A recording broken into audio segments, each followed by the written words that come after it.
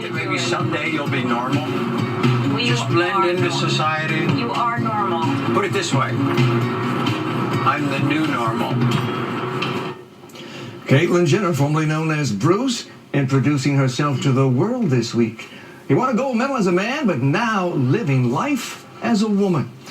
Welcome back to Let Her Rip. On the panel right now is Hannah Hartley, an accomplished musician, designer, digital marketing expert, who's also president of the Gender Identity Network Alliance. Next to her, Frank Aiello, associate professor of the Thomas Cooley School of Law, board president of Affirmations. Stacy Swimp, you've met him, conservative pastor, talk show host, returning for round 2. And we welcome Tracy Lee, attorney, wife, mother, and member of the American Family Association. Of course, you've all met Charlie, so let's get right to it. Hannah, let's begin with you. What is it about Caitlyn Jenner that makes her story so fascinating to the world? Well, I think, first of all, the fact that she was an incredible...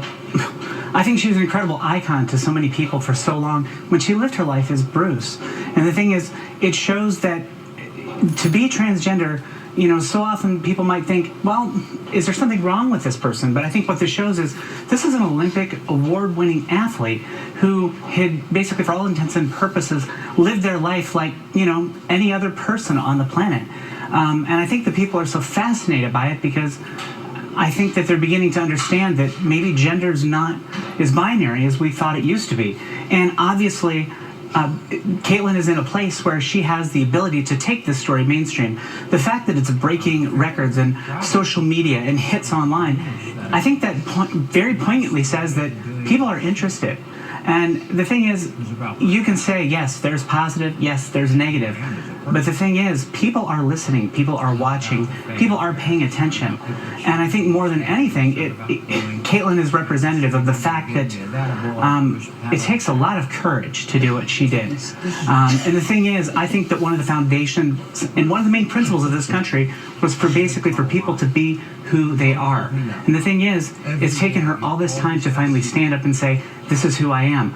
And I think it's fascinating that people will simply not support her with her right as basically as a citizen to do that. She's 65 years old right now. And Frank, are you at this point getting comments in favor? Are you getting comments saying, yes, it's about time? Or are you getting a backlash? I think what I'm seeing is overwhelming support and a lot of positive. Of course, there are some negative comments out there, and people resist change, and people often over history we've seen that people tend to hate what they don't understand or what they don't know enough about. But where the LGBT movement was 10 years ago and where we are now, I'm incredibly pleased and surprised, and what's fabulous about this is it's raising awareness, and Caitlyn's story is getting people talking, and it is getting people familiar with an issue that is so important. You know, for a long time, the T in LGBT, which we throw around a lot, has been lowercase, and it's an incredibly important part of our community, and one of the most marginalized. I mean, the issues that the transgender community deal with are unlike any issues that we can understand. The difficulties with finding health care, the difficulties with acceptance, and how they're treated in the world, discriminated against in a way that none of us could probably understand. Reverend Stacy, I see you shaking your hand over there. Well, I have so many things running through my mind. The first thing is I want to recapture the language. It's interesting how the LGBT demographic like to throw that word hate around. We do not hate you on the basis of not agreeing with you or not conforming to this. The second thing is, no matter how you change your appearance, no matter what you do to yourself, you are a man. Bruce Jenner is not a she, he is a he. No one cares, we might care as ministers or Christians what you do to yourself, because my goal is that you would know God and have salvation. But I respect your right, your First Amendment right, to express yourself as you choose to as an individual. The problem is that this demographic, they're trying to change through a sexual, immoral revolution our values. They want to superimpose it in our schools. They want to superimpose it to the churches. They want to superimpose it to the businesses that you cannot dissent with them in the business, or they want to prosecute you or persecute you. This is happening in Canada, where you can't even, in Canada, you can't distribute information about homosexuality being a sin, and so on and so forth. You will be discriminated against. Discrimination. Last thing is, you claim you've been discriminated against. I have personally spoken at hearings in the State House in our state of Michigan, and I confronted the legislation, and unfortunately the expansion of the L.A. Larson Act didn't pass. But when I asked the legislators, can you share with us one single case, not two, not three, just one in this state or any state where homosexuals have been discriminated against in education, in housing, or any other issue, they could not provide one case. Charlie? Really? I'm shocked at that. Me too, Charlie. I'm shocked because You can, right now, Name one case. I don't want to rent my house to a homosexual that person. assaults me, they try to It's compare legal. it to black civil rights. The courts the allow audacity. you to discriminate right now against homosexuals. How can you possibly say that's fair? Give me an example, Charlie, of discrimination. I don't. If I got to put a sign on my house, no homosexuals allowed, and that's legal. How is that? I asked you for one example. You're giving me rhetoric. Meanwhile, can I give you one You're example? still giving me rhetoric. Hyperbole. I can give you one. Just one, One then we go to specific Tracy. Go case. ahead. Please don't mention Matthew Shepard. No, I'm going to speak for one that was myself, where basically I was trying to rent a house. I've got a job. I've got a good income. I've got a great FICO score, pay all my bills. I'm standing there. We go through the process. We say, why is there a name change in your report? What is this about? Oh, hold on. I've got a call. You know what, Hannah? Sorry, the house just rented. Again and again and again. Sorry, Hannah, this is a family neighborhood. You're not welcome here. So you want to tell me that that's not discrimination? Because it is. I've experienced it again and Let me bring you in again. here because let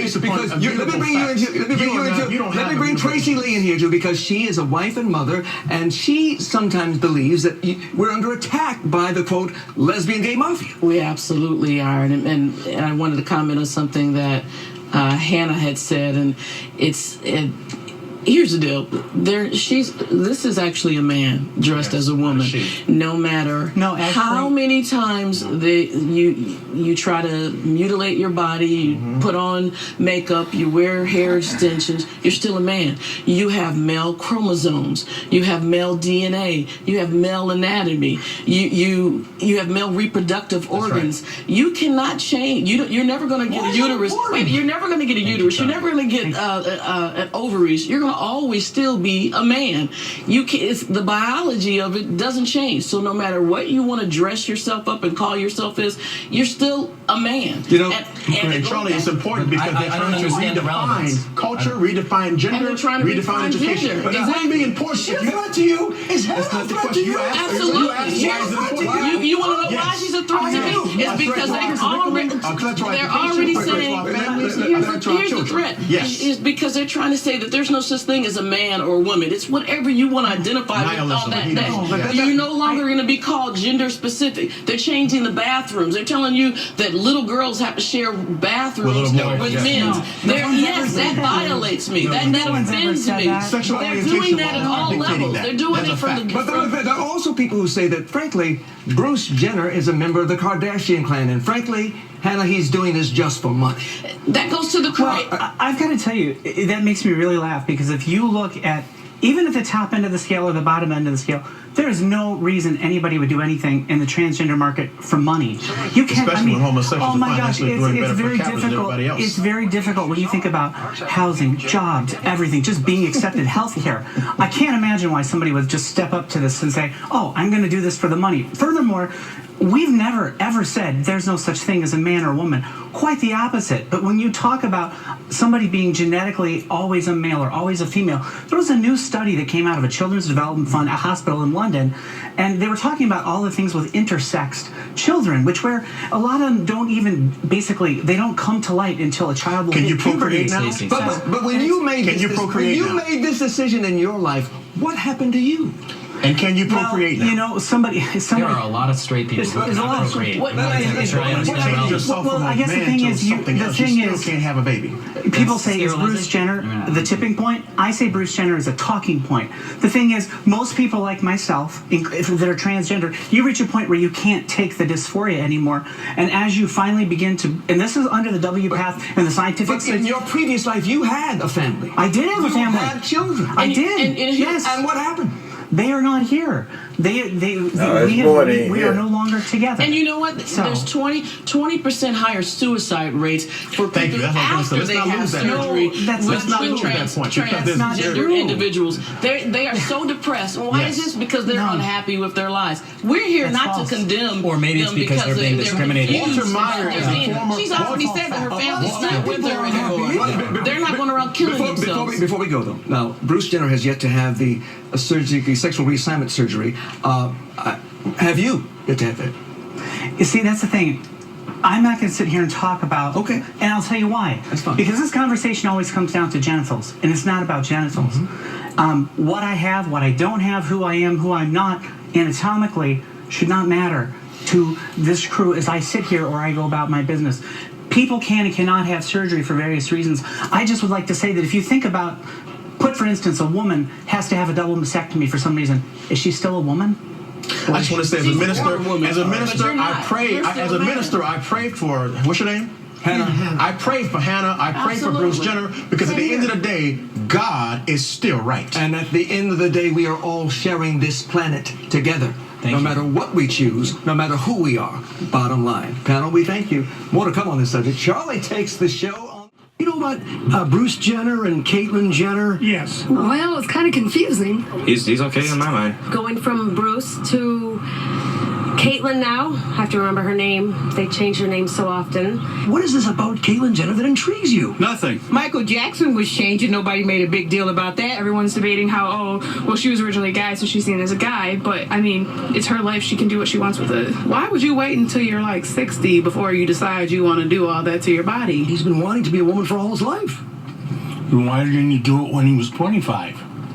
He makes one ugly woman. I looked at those pictures, and you know what? He, she, or she doesn't look bad as a woman. I think that the Vanity magazine was just trying to, get herself out there. Are you going to watch it? Are you intrigued by what she's doing? No, I'm not going to watch it. Not going to feed into it.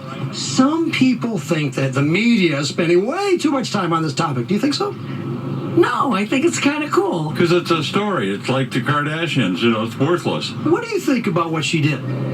I think he was very brave and kind of stupid. I think some people take it seriously, some people don't. Are you more accepting of transgender people because of what's happening with Caitlyn Jenner? It really hasn't changed my opinion on it. I mean, I'm sort of Switzerland on it. Personally, I'm not interested. But you're watching. Well, you have no choice. You have to watch the show. This is me. I'm a woman. I am here. Accept me or leave me. But I'm not going away. 15-second closing remarks from everyone, beginning with Reverend Stacy. We ought to not be affirming perversions of sexual orientation and mutilation of the human body, but we ought to be praying for those who do it, encouraging them, providing treatment and counseling, because statistics have shown that they suffer disproportionately from suicide, depression, and all manner of mental health issues. God help them. Frank. The Christ that I learned about was a figure who embraced others and loved others and accepted them and brought them into the flock, didn't alienate them and hate them. Hannah. For me, the high suicide rates don't come from being transgender. They come from the way the society treats us. People ask, Hannah, do you want special rights? No. I just want the same rights that I had before. Tracy. When I look at Bruce Jenner, I see a 65-year-old man who's trying to look like that cover of Vanity Fair, who's trying to look like a 20-year-old college student, and he didn't actually look like either. He just looked like a guy who is confused, and as Stacy was saying, we need to pray for the transgendered, not to hate on them. God didn't come to hate on people. He came to save them and get them out of their sin. He accepted the person, not the sin. Charlie. Come on, listen, this is a very difficult time in their life. Let them be. Let them be. Who are we to judge? If that's what they want to do, let them do it. I have no problem with it. And accept them. I think what Bruce Jenner did is he allowed people to now talk about this. And they're people. They're people like everyone else. And let's not forget, he is still a father. She is still a father. But he was a father when he had the children. And he's still a parent to those children. He still has a life. I don't think we know how this story is going to end, but we will certainly watch it with great interest. And certainly, it could inevitably change what we think about ourselves as a country. Who knows? Panel, we thank you for your comments. On Tuesday. About 40 minutes into class, going over a gross domestic product, completely unrelated, he turns around and asks the class if we saw the picture of Bruce Jenner. She enrolled in a class at Washtenaw Community College to learn about economics, but Cassandra Walker got more than she bargained for Tuesday when she says her instructor asked the class to share their thoughts about Bruce Jenner's transformation into Caitlyn. He then said, anyone like that has a mental disorder, and there's seriously something wrong with them. Cassandra says most of her fellow students agreed with the instructor and a few chimed in. They were also making comments about it, saying stuff about how he's prettier than Kim, his ex-wife, they were saying that and laughing. It hit close to home for more reasons than one. I'm actually dating someone that's transgender, and they're currently going through the transition. So to have someone say that, you know, talk negatively about transgender individuals, it hurts. You know, you don't like someone talking about someone that you love. Cassandra walked out and tried to drop the class, but was told she's too far into the semester. And when she tried to report what happened, the lady that I talked to said, you know, they probably won't believe you, though.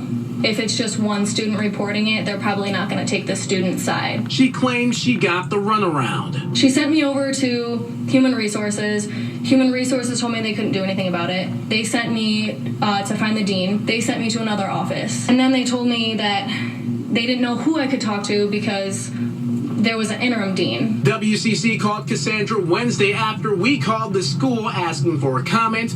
Susan Ferraro is the director of media relations and says they're investigating Cassandra's complaint. We do have an LGBT support group on our campus, and we also have a dean of inclusion and diversity as well. So we hold activities all semester to appeal to the students who are in that group. And again, we want them to all feel very welcomed and comfortable here. We spoke with students at WCC about what allegedly happened. I don't think anybody should be judging. They definitely shouldn't, you know, put it in class like that. It has nothing to do with the class, but at the same time, you do have to keep up with your current events. It's an economics class, so I'm not exactly certain why he brought that up. Neither is Cassandra. Are you more frustrated with how the professor and most of the students disagree with Caitlyn Jenner's situation and decision, or that they disagree?